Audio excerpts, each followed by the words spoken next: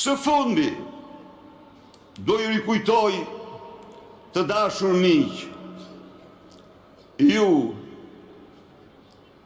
dhe mbar shqiptarët, se në Hungari, Ministri i Drejtësisë, madje edhe vetë Presidenti i Republikës, të gjetur para një akti të konsideruar skandal nga shoqëria e atij vendi, falja që ata i bën një delinkuenti që nuk duhej falur, dha dorëheqjen brenda 5 orëve dhe u paraqiten para drejtësisë. Kurse në Shqipëri, Lubia me afera që arrin në 1.2 miliard euro dhe Edi Rama bashkaksioner në 62% të këtyre aferave. Jo vetëm nuk dha dorëheqjen, por përkundrazi shkelmoi vendime, përplasi dyert prokurisë dhe gjykatave dhe u tha shqiptarëve se çështja Balluku është mbyllur.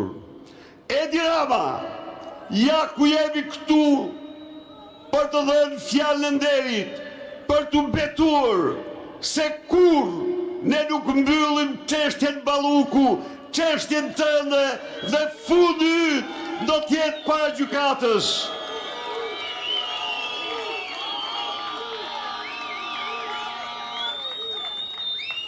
Ndaj dhe në këto kushte krejt të ndryshme, ndër më të vështirat, më duhet pohoj që ne opozita shqiptare kemi bërë dhe po bëjnë sakrificat shumë fishta dhe të mëdha. Ndofta më të mëdha se çdo opozitë tjetër në Europë për të mbrojtur interesin publik, lirinë dhe dignitetin e qytetarëve shqiptar. Ne do qëndrojmë të pamposhtur në këtë mbrojtje.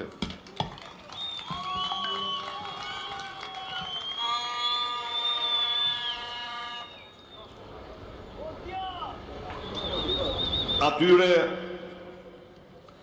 që për të sulmuar opozitën dhe për të mbrojtur krimin, narkodiktaturën, vjedhjet e saj, ju them se nuk duhet harroni se u nis një sulm ndaj nesh me qëllim për të asgjësuar, për të fshirë nga harta politike e Shqipërisë. Dhe kjo vetëm e vetëm se ne në opozit, në sakrifica, në dhunë, në terror, nuk mund të pranonim kur në kurrës shkrirjen me qeverinë e krimit. Nuk mund të pranonim kur në kurrës të jemi fasad opozit. Ndaj dhe ja ku jam këtu për të thënë shqiptarëve se do të qëndrojmë pamposhtur në mbrojtjen e kauzës sonë. Do të qëndrojmë të pamposhtur ndaj dhunës së kësaj qeverie. Do të jemi avokatër të interesit qytetar, avokatër të interesit kombëtar. U tentuam me gjykata të na konfiskohej partia. Por me betejë dhe sakrifica, ne e morëm atë, na izoluam ndërkombëtarisht, me lobime korruptive të mafjes ndërkombëtare dhe mashtrime, por sot ne kemi mbështetjen më të gjerë se kur ndonjëherë të miqve tanë në botë, me 7 rezoluta në vetëm 14 muaj nga partitë më kryesore që drejtojnë botën, që denoncojnë në këto rezoluta narkoshtetin e Edi Ramës, farsën e tij, burgosjet politike, përqendrim në gjitha pushteteve, arrestimin e liderëve të opozitës. Sot, jo vetëm që nuk paraqiti për Sali Berishën pas kaq vitesh një provë, një fakt të vetëm, por ju ndigjuat, në sfuna ju thirr të ulet në bangën, në sallën e gjykatës, ball për ball, për firmat e tij. Nga kjo tribun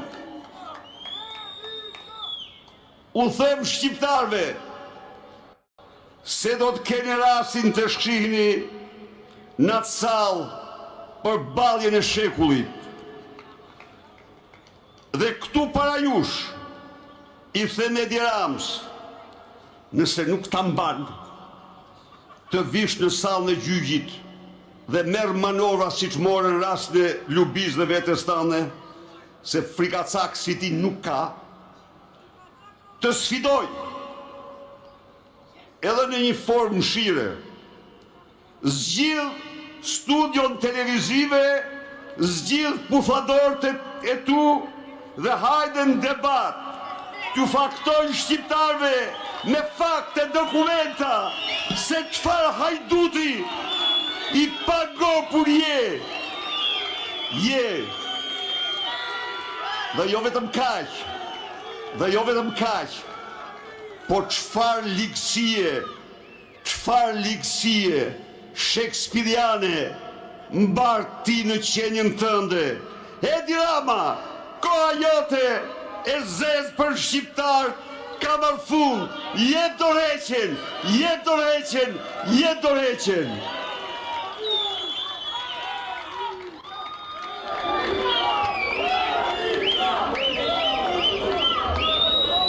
Miq, dhe s'fundi,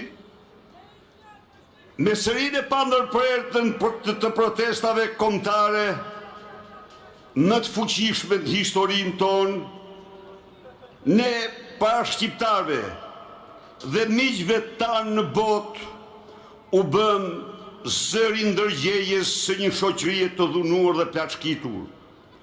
Dhe kemi arritur në kilometrin e fundit të opozitës son të gjatë dhe të vështirë, ecim të sigur në përmbushje të misionit ton. Kryengritjen ton paqësore nuk ka forcë që ta mposh dhe ta ndaloj. Kur ndonjëherë në 35 vite nuk ka ushtuar më i fuqishëm në mbar botën zëri ynë opozitar, kur ndonjëherë nuk është mbështetur më shumë në Europë dhe në botë protesta jonë, kauza jonë, dhe nuk është bërë më famzez dyshja Rama Balluku dhe organizata e tyre kriminale. Miq, në emër tuaj, unë kam një mirënjohje të pakufishme, si për gazetarët vendas, të cilët në presione të jashtëzakonshme të mafjes së fjalës së lirë, transmetojnë protestën tonë, bën përhapin atë në të katër anë të vendit, por kjo mirënjohje shkon dhe për mediat ndërkombëtare, të cilat e kanë shtruar këtë protest, kauzën e saj në kryetitull të mediave më kryesore të Europës dhe të botës.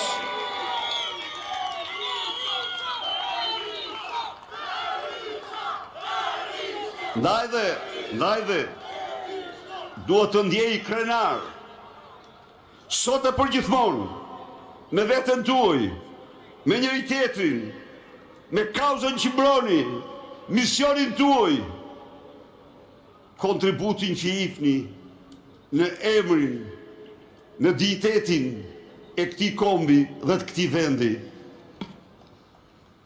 Të dashur miq, por ka një mësim që ne shqiptarët mund ta nxjerrim nga zgjedhjet në Hungari.